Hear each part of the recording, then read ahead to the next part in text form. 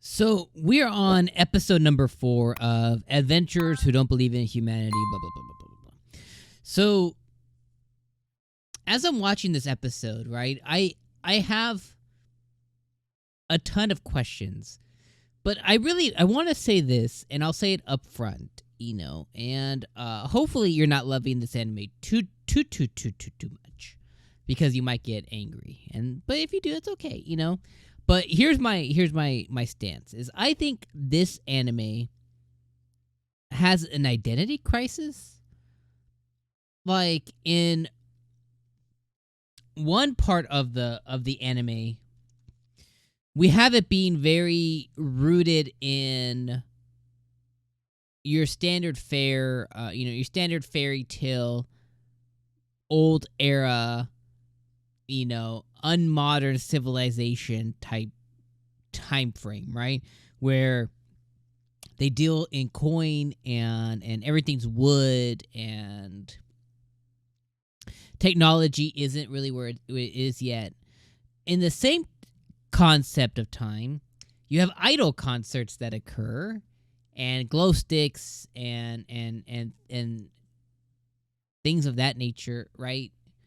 And then on the opposite side, it's now we encountered a holy sword who's been waiting hundreds of years for somebody to wield them.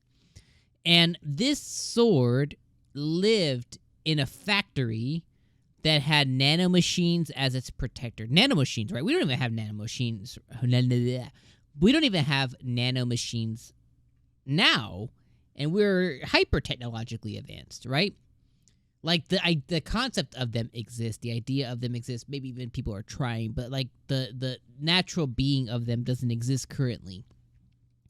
And hundreds of years ago in this world, nanomachines existed, technology existed, they had corridors and lit hallways, your standard laboratory-type place that's seemingly really out of place. They called it a dungeon, but really they just explored a laboratory.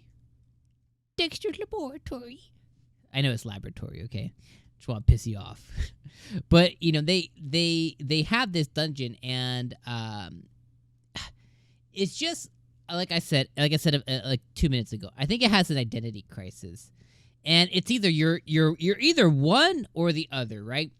There was an anime last season called, it was just an ecchi, borderline H-word type anime. And it was called Futuko no Guild. Futuko no Guild.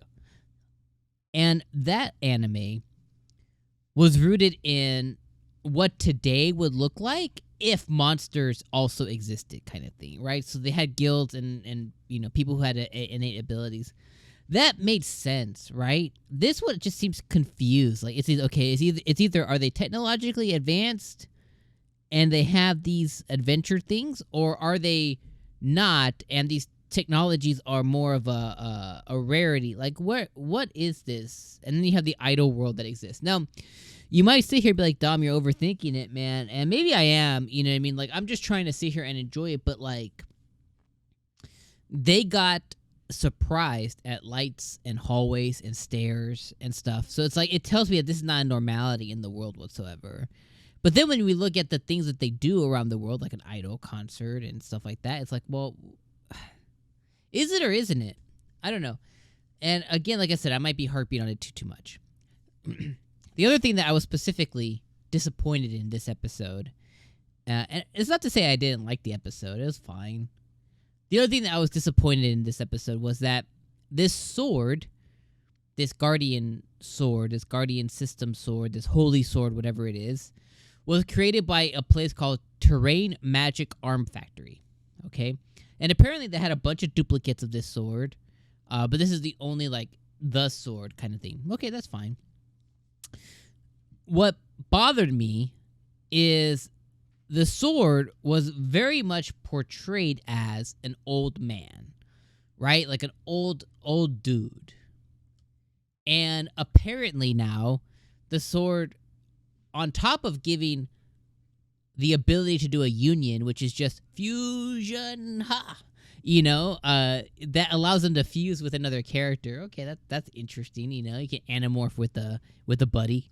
On top of having this incredible power, this sword also has the ability to transform into a human. Where my disappointment came in is it decided to transfer into a young, as the guild person described it, a young boy or young girl.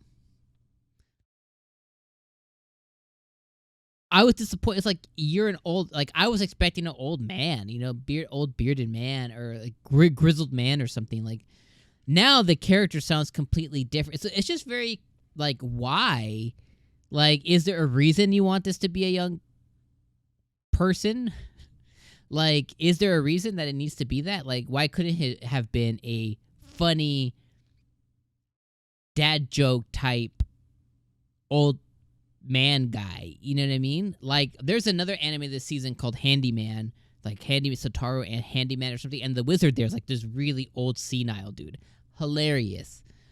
So I don't know, like, and again, like I might be harping on it too much, but like I don't know. How do you feel about it? Like, you let me know. Like, again, I'm not saying that I didn't enjoy the episode. The episode was fine. It was a good episode. Mike's all up in my face. It was a good episode. Like, it was fine. You know what I mean? Like, Nick mended his relationship with 𝐒𝐿. I forget what their names are. I had it and I lost it. But the witch girl, the magic girl, and the holy man, they got their bond got closer while they were trying to defend this golem thing. So that was all good. They got paid out, so that's good. They're gonna be able to go and, do their horse races and get some ladies. And Nick's heading over to an idol concert. Oh, that's all cool stuff. But I don't know. I just wasn't feeling it. Hopefully next episode's a lot better. I just think that it's a level of silliness, and I'm okay with silly anime. Like, I'm okay with being dumb, silly, or OP or whatever. But there's like, when it's not done right, it doesn't hit right. I don't know. I'm not gonna harp. Let me know what you guys thought about this episode down in the comments below. Let me know if I'm being too harsh, being too dumb, being too silly, whatever you guys think. Let me know in the comments down below. And I'm gonna see you guys next week, because I will be here another week, and I'm gonna hope the episode 5's a lot better. All right, see you next week. Peace out.